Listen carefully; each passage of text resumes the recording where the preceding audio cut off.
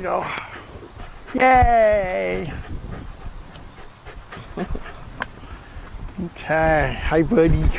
Yeah, I think you might have to put down the thing. Can you put it down without him falling off there? Yeah. Sound will be right there. Are we on? I think we're on. Okay. So, hi everyone. This Stay is here, buddy. Stay Jim here. and B Walker with Modern Canine Blog, and today we are doing the 10-question RV challenge, which is something that a bunch of the RV YouTube channels are currently doing. So we thought it was a lot of fun, and we wanted to do it too because it gives our viewers just an opportunity to learn or find out some things about us, or find out why we started RVing. So I guess we'll start right into it. There's 10 questions, and we're going to answer them each. So Jim's going to answer them, and I'm going to answer them. So our answers might be the same or different sometimes. So anyway, here's our first question.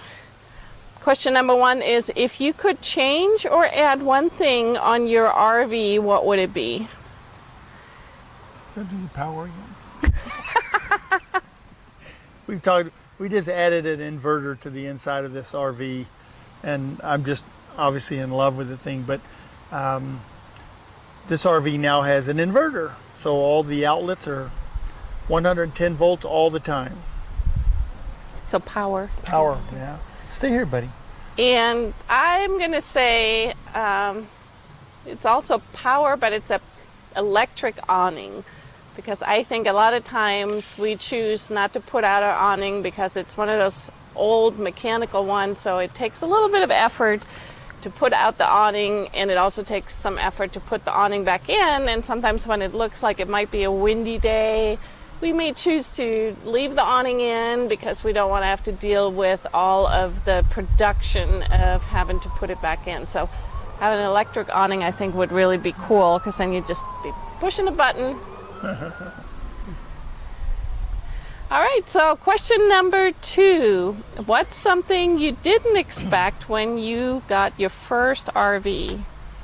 And I guess our first RV was a little pink Class C. So what was one of the things you didn't expect? Really, how comfortable it was. Fully, totally self-contained. He wants to get down. You gonna hang out, or are you gonna go somewhere? He wants to go bark at the neighbors. Okay, you can go. Completely being self-contained was really a cool factor. Your water, gray water, black water, fresh water, your bed, your engine, your car. It was really, really kind of cool. That you took your house to the supermarket if you needed to. You took it to restaurants. You parked in the back because of the size of it, but when you got done at the restaurant, you were already at home. Well, that was very cool. Yeah, all of that, and I think to me, I didn't expect that I would like it so much, because before that we did a lot of camping, maybe in a tent or slept in the back of a truck. But when we got that first RV, which by the way was like given to us, which was kind of cool. It was very cool. I really enjoyed, exactly that, how comfortable it was and how much I liked being out and about, because you had all the creature comforts of home, but you could still go wherever you wanted to go. All right, so what was the deciding factor to buy your first RV? So to buy our first RV, so we're not going to look at the... Yeah, I know. Which one was that?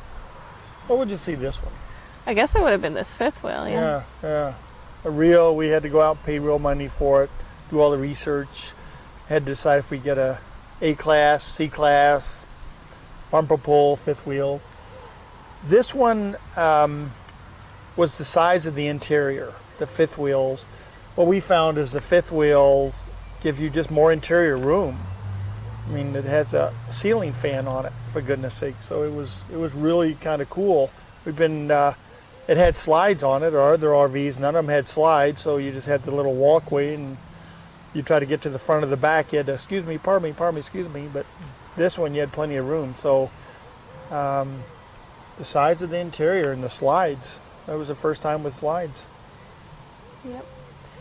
Well, I'm going to say it was actually because of our dogs, because we love to travel with our dogs, and we traveled in a lot of different ways with our dogs. We would go and do weekend travel and rent a hotel room or a vacation rental, and we would camp with them with tents and other ways. But when we finally got the fifth wheel, or when we decided to buy the fifth wheel, it was because we wanted to travel more with our dogs, and we knew that they would be very, very comfortable. So no matter where we went, we'd always have a home with us, and that means a lot to us, but it definitely means a lot to our dogs because they feel comfortable. So if we need to leave them in the fifth wheel while we do maybe something that they can't be part of, like going out for dinner at a restaurant that won't allow a dog, or go to an attraction that's not dog friendly, they're at home and they're comfortable. So that was one of the big things, I think, for us, one of the deciding factors to get this fifth wheel. Wait, so 4, what's your favorite meal to cook at camp? Well, let's see, meat and potatoes are 2. Guess I could say meat. Cooking meat outside on the grill. So is that an answer? Steaks or hamburgers? Steaks. If there's a good value on steaks. Okay. Yeah, and I'm really going to say, I do love cooking outside, but I think to me it's cooking breakfast outside. I think especially when we travel with other people, just the breakfast is always sort of the most fun meal, when some people might bring the eggs and somebody's going to cook bacon and somebody's going to make pancakes or, have leftover steak. So we usually have these great breakfasts out at camps, and I think that's my favorite meal to cook in the morning. And 2, because I think people wake up and they're all sleepy and they smell the coffee and they smell the bacon and eggs, and they're just, it's real, that's like camping to me. Somebody saying good morning, Yeah. camp style. So you just said leftover steak. Isn't that saying like leftover beer? No, it's not. Number 5, what's your must-see RV destination? Intercontinental Waterway. That's the waterway that goes through Chicago down to Florida, goes up the East Coast through Canada, then back down. And I think that's going to be quite fun in an RV, because you get to see all the cute little towns all along the route, and meet all the different people. That'll be a fun trip. Yeah, and I would say I would love to see the state of Maine. I mean, we'd want to go over to the East Coast, but for me, like seeing the state of Maine or New Hampshire, like those states are on my bucket list of things we want to see. Okay, number 6, what's your favorite thing about RVing? And that would be with this RV. It's feels like home. You can go to different places and do adventures, be in a completely strange environment, but your home is right there. So when you go through your door at the home, when you go through that door, you know where you are. It's already built out for you. It's comfortable, no matter where you park it. Yeah, and even though Heidi just left the picture, I would have to say it's kind of about the dogs, because when we were out camping, just such fun to see how much they enjoy it, especially when we're boondocking and we're out in the middle of nowhere, and Heidi gets to explore and Apollo just loves to hang out with us. So, it's one of the reasons why we started RVing, is to be, enjoying the outdoors more with our dogs, and I think it's one of the big things that we most enjoy about them. What's your least favorite thing about RVing? There's really not a whole lot negative about it. I guess it would just be breakage, something you're going down the road and you get a flat tire. We don't have an engine in this fifth wheel, but yeah, flat tires, something breaking. You go to put the slides in, and when you're trying to leave and the slide won't come in, stuff like that. But it really doesn't happen that often, but that would be the least.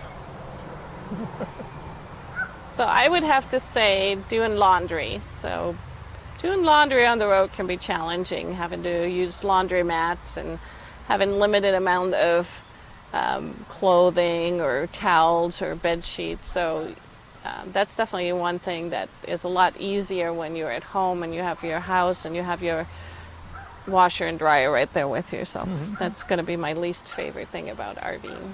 Next RV will have Washer and dryer inside of it. Yeah, it don't take up a lot of room. You just need another 6 feet extension on this thing, and we'll have a washer dryer. So we'll have that one covered on the next one.